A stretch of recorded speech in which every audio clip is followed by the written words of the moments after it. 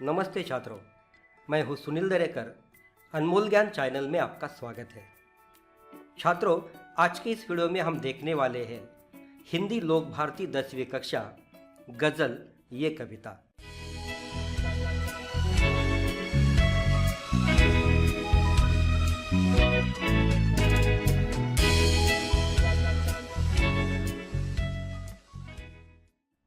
गज़ल ये कविता मानिक वर्मा इन्होंने लिखी है और इसकी विधा भी है गज़ल।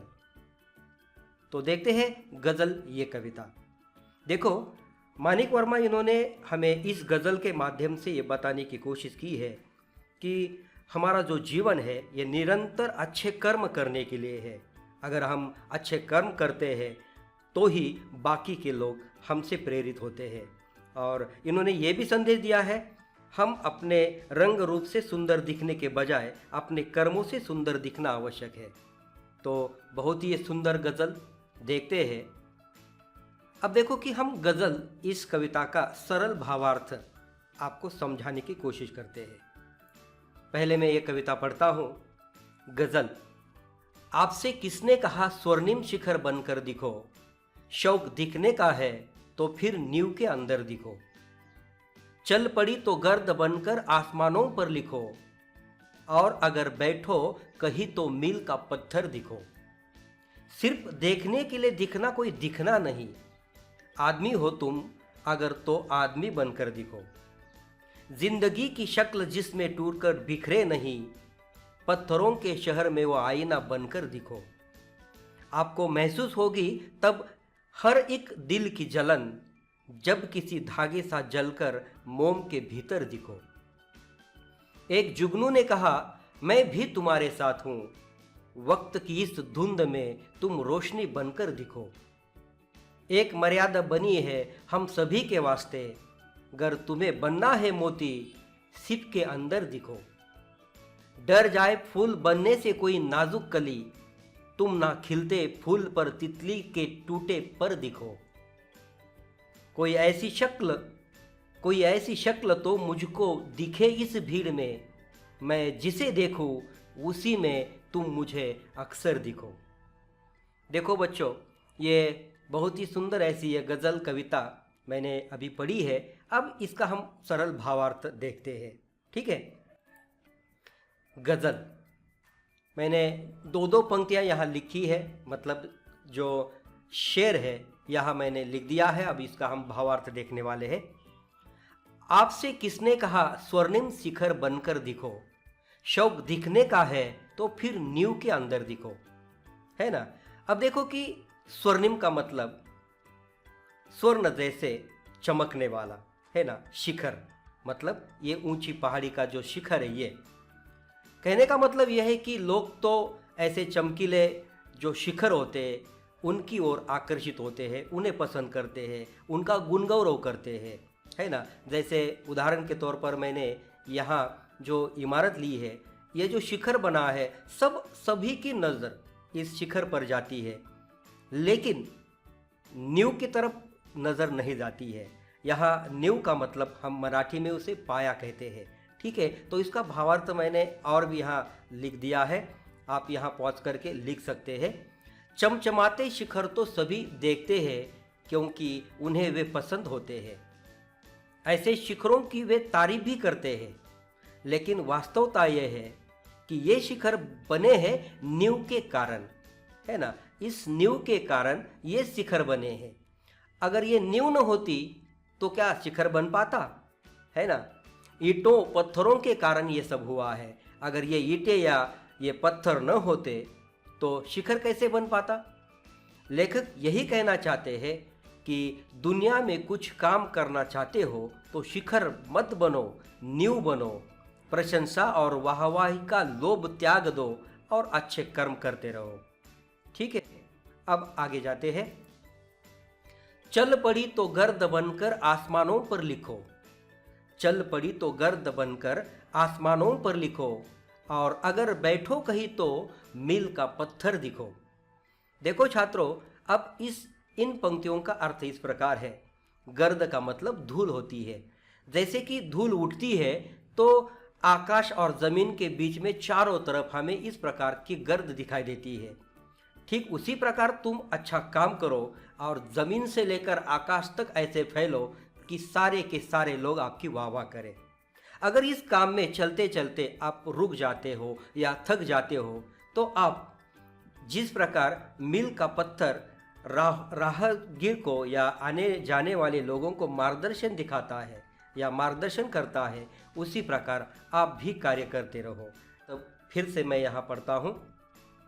लेखक कहना चाहते हैं कि अगर आप मंजिल पाना चाहते हो तो अच्छे कर्म करो, आपका नाम चारों ओर फैल जाएगा, आसमान में छा जाएगा। जिस तरह आंधी आने के बाद जमीन से लेकर आकाश तक धूल ही धूल दिखाई देती है, उसी तरह तुम तुम्हारे काम से चारों ओर छा जाओ। अगर आप मंजिल पाते पाते कहीं बैठ जाते हो या थक जाते हो तो मील का पत्थर बनकर रहो, क्योंकि मील का पत्थर एक जगह होने पर भी आने जाने वालों के लिए मार्गदर्शन करता है। उसी प्रकार आप भी क्रियाशील न होते हुए भी दूसरों की मदद किया करो। ठीक है। अब अगली पंक्तियां इस प्रकार है। सिर्फ देखने के लिए दिखना कोई दिखना नहीं, आदमी हो तुम अगर तो आदमी बनकर दिखो। अब यहाँ लेखक ने यह बताने की कोशिश की है कि बहुत से आदमी केवल अपने ओर ही ध्यान देते हैं। उन्हें ऐसा लगता है कि मैं कैसे सुंदर दिखूं। सुंदर दिखने के लिए हम तो जानते हैं सुबह से लेकर शाम तक हम क्या क्या करते हैं। ठीक उसी प्रकार बहुत से लोग हैं, लेकिन लेखक का यही कहना है कि सिर्फ देखने के लिए कोई दिखना नहीं है। ठीक है, तो उसके अंदर इंसानियत चाहिए या मानवीयता होनी चाहिए। उन्होंने गरीबों की मदद करनी चाहिए। देखते हैं इसका भावार्थ, मैंने यहाँ लिख दिया है। लेखक कहना चाहते हैं कि हमारा भाग्य है कि हम मनुष्य हैं।